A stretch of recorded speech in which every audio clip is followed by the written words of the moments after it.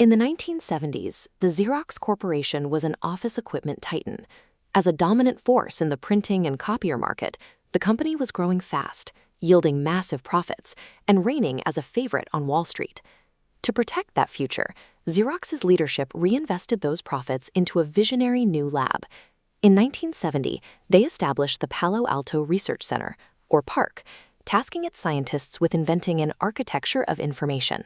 Researchers at this facility engineered the core components of modern computing. They developed the graphical user interface, the bitmapped screen, the Ethernet networking protocol, and advanced laser printing.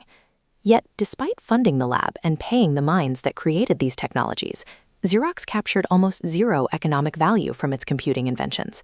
Instead, many of PARC's most famous concepts were absorbed by young external companies. Apple, for instance, relied on the user interface designs created at PARC to build the Macintosh. Xerox also allowed its own researchers to walk out the door. Key personnel left the lab with technology licenses in hand, founding highly successful independent spin-off companies like 3Com and Adobe.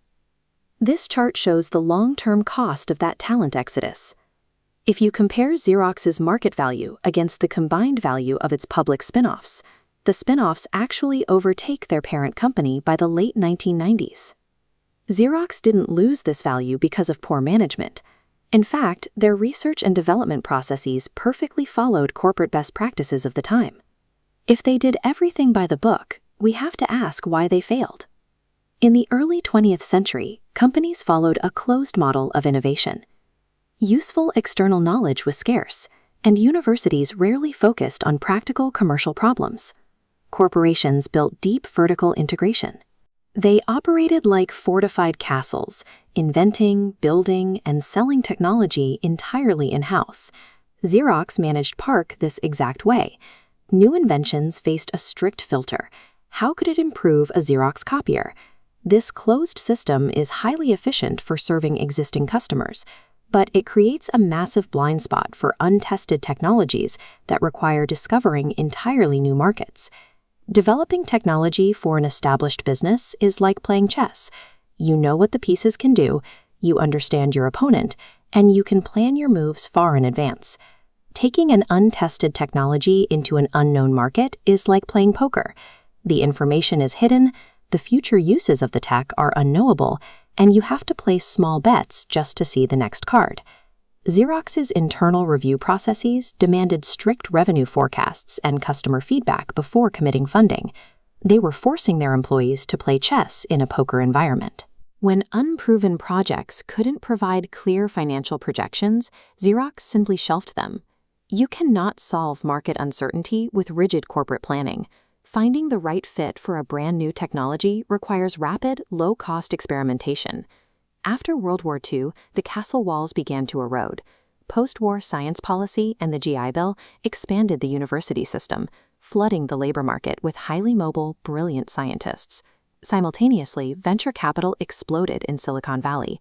Suddenly, frustrated corporate researchers had an alternative path to funding, allowing them to take shelved ideas and leave. Consider the story of Synoptics. They were developing high-speed Ethernet over optical cables at PARC. Xerox shelved the project because optical networks were too expensive for copier customers at the time, so the researchers spun the technology out using venture capital. Once outside the corporate walls, the founders made a discovery. They realized their software could actually accelerate existing copper wire networks, abandoning the expensive optical cables entirely. By playing poker, adapting quickly to real-world feedback, Synoptics found a billion-dollar market that Xerox's internal chess players could never have predicted. The massive diffusion of highly educated labor and venture capital has created a new environment, the open innovation landscape. The era of the corporate knowledge monopoly is dead.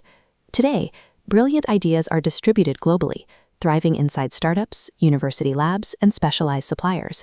Attempting to hoard technology inside a closed corporate loop is no longer a viable strategy. In an era of abundant external knowledge, locking your doors is a competitive disadvantage. For decades, large corporations operated under a strict policy of NIH, or not invented here.